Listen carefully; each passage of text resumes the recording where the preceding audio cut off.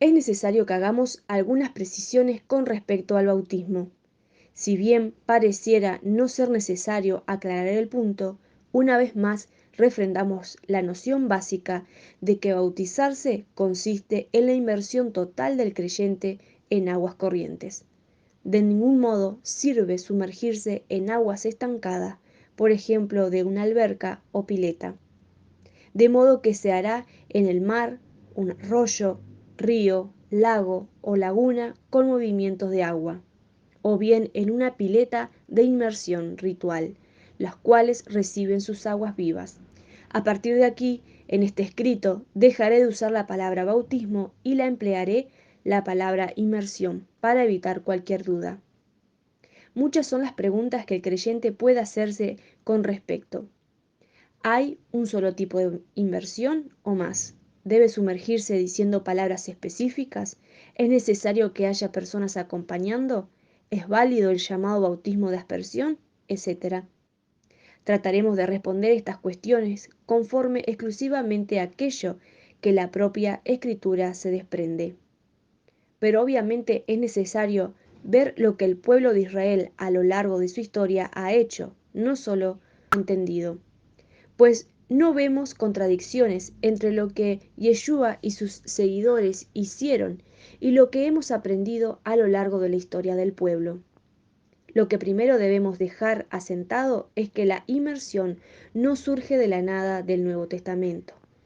Tal cual hemos visto, el ritual de inmersión fue prescrito para resolver el estado de impureza ritual de las personas, para pasar de la condición de tamé a una condición taor, esto es limpio, purificado. Números capítulo 19, versículo 11. El que tocare cadáver de cualquier persona será inmundo, tamé, 7 días.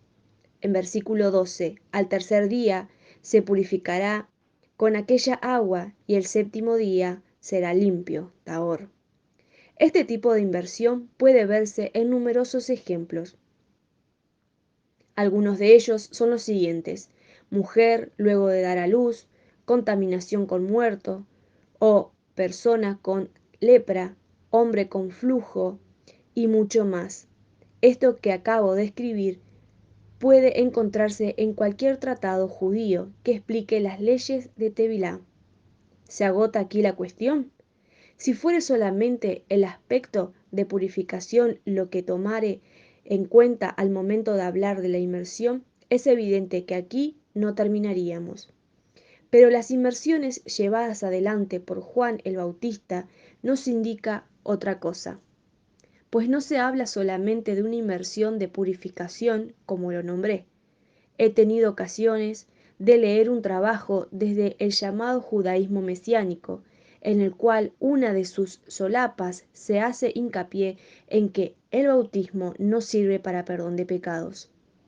En primer momento, si tomamos en cuenta que solamente es a través de la aceptación del sacrificio de Yeshua en la cruz que se puede obtener el perdón de pecados, el texto pareciera ser correcto.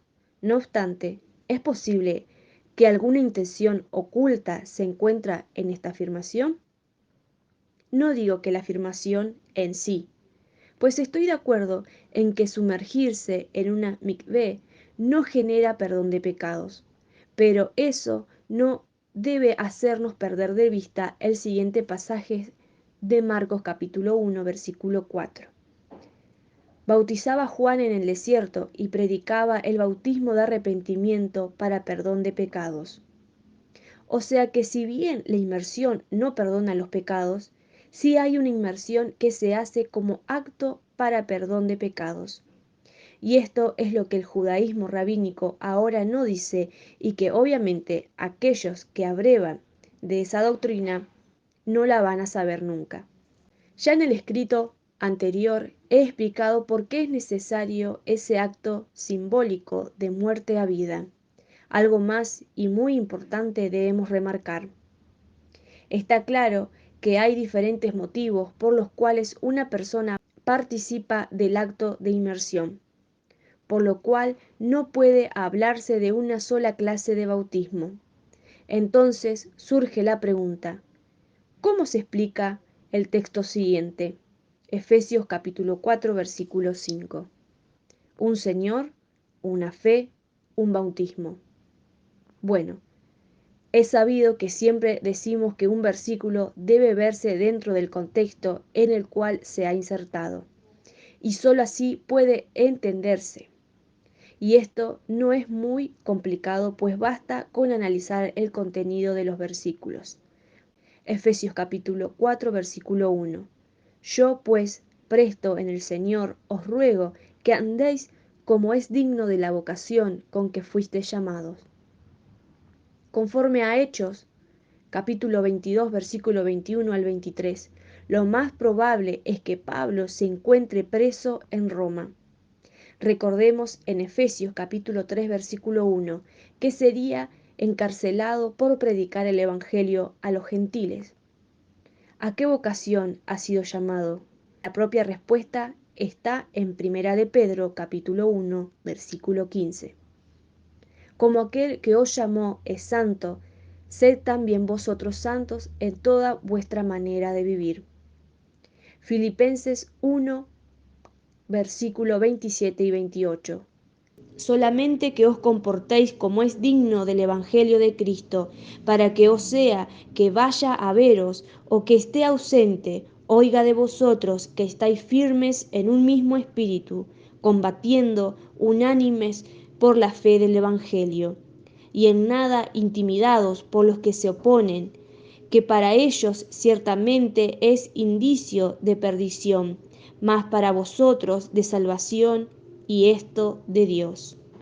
Efesios capítulo 4, versículo 2. Con toda humildad y mansedumbre, soportando con paciencia los unos a los otros en amor. El sentido de Pablo da estas expresiones se puede entender por las propias palabras de los apóstoles. Humildad. Filipenses 2, versículo 3. Nada hagáis por contienda o por vanagloria, antes bien con humildad, estimando cada uno a los demás como superiores a él mismo. Mansedumbre. Primera de Pedro, capítulo 3, versículo 4. El de corazón en el incorruptible, ornato, de espíritu afable y apacible, que es de grande estima delante de Yahweh, refiriéndose a la verdadera presencia que agrada a Yahweh. Paciencia. La palabra empleada aquí por el apóstol está relacionada con lo que se ha traducido como soportados. Paciencia. Prosimia. Esta es una palabra compuesta de macros, que significa de larga duración, y simos, que significa un arrebato de pasión o de ira.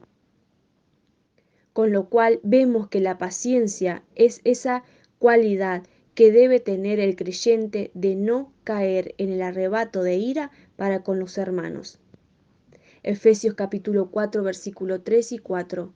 Solícitos en guardar la unidad del Espíritu en el vínculo de paz, un cuerpo, un espíritu, como fuisteis también llamados en la misma esperanza de nuestra vocación.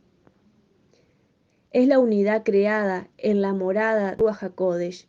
Podemos hacernos la imagen que la comunidad de los hermanos es la casa del Espíritu Santo, por lo cual, estando los hermanos en santidad, por guardar los mandamientos y el testimonio de Yeshua, entonces en ese lugar reinará la comunión y la paz. Y finalmente, el pasaje que deseábamos ubicar en contexto. Efesios capítulo 4, versículo 5. Un Señor, una fe, un bautismo.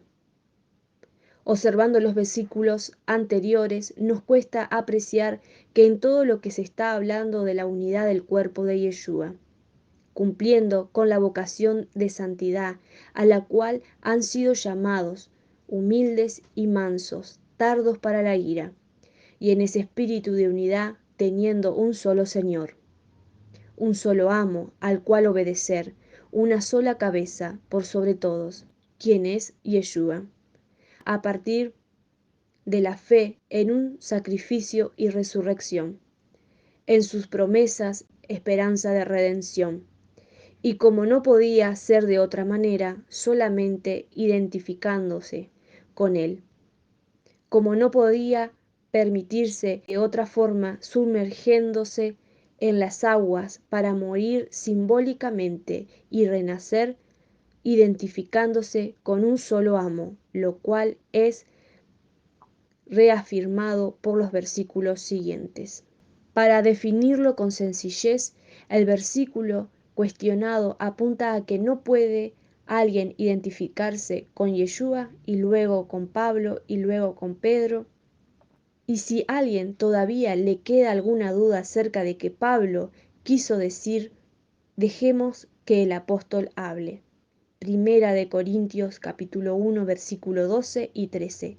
Quiero decir que cada uno de vosotros dice, yo soy de Pablo, yo soy de Apolos, yo soy de Cefas y yo de Yeshua. ¿Acaso está dividido Yeshua? ¿Fue crucificado Pablo por vosotros? ¿Fuiste bautizados en el nombre de Pablo? Gálatas 3, versículo 26 y 27. Pues todos sois hijos de Yahweh por la fe en Yeshua, porque todos los que habéis sido bautizados en Yeshua, de Yeshua estáis revestidos. ¿Bajo en qué nombre o en qué nombre debe producirse el bautismo? El trasfondo de esta pregunta se encuentra en la aparente contradicción entre el versículo siguiente. Mateo capítulo 28, versículo 19. Por tanto, id y haced discípulos a todas las naciones, bautizándolos en el nombre del Padre, y del Hijo, y del Espíritu Santo. Lo primero que debemos tomar en cuenta es que el Evangelio de Mateo tuvo como primer destinatario al judaísmo que recibía el Evangelio. Pues de hecho, esa frase no se repite en los demás evangelios, lo que haría que falte al menos otro testigo en las Escrituras. Una cuestión más deseo desarrollar hoy. Usted habrá escuchado hasta el cansancio, y por supuesto nosotros también lo decimos, que el bautismo debe ser por inmersión. Pero, ¿existe la posibilidad de bautizar sin sumergir? En el mover de las raíces de la fe no he encontrado posiciones que afirmen que es posible bautizar por aspersión, o sea, derramando agua por sobre la cabeza de la persona. Es más, todos se arremolinan en contra de cualquier posibilidad, teniendo en mente lo que el catolicismo romano lleva como práctica. En la Didaqué encontramos que se permite bautizar por aspersión cuando no existe la posibilidad de hacer una ablución. Alguien podría alegar, falsamente por supuesto, que se trata de una manipulación de los primeros creyentes, influenciados por la filosofía griega, o que se trata de la falsificación del catolicismo. Sin embargo, la posibilidad de ser limpio solo por aspersión, cuando no podía llevarse adelante una inmersión, se encuentra receptada en el judaísmo fariseo y su continuador el rabínico, aun cuando la mayoría de los que pretenden seguir sus pasos no lo sepan, pues el judaísmo rabínico se encarga de mantener estos textos lejos del conocimiento común de los creyentes para poder discrepar con el catolicismo. Para ser claros, encontramos el rito de purificación por aspersión en el Tratado de Rajot, punto 22, proponiendo como válido que le sean vaciado al menos 9 cab en la cabeza del que lo va a recibir, lo que hace unos 13 litros de agua.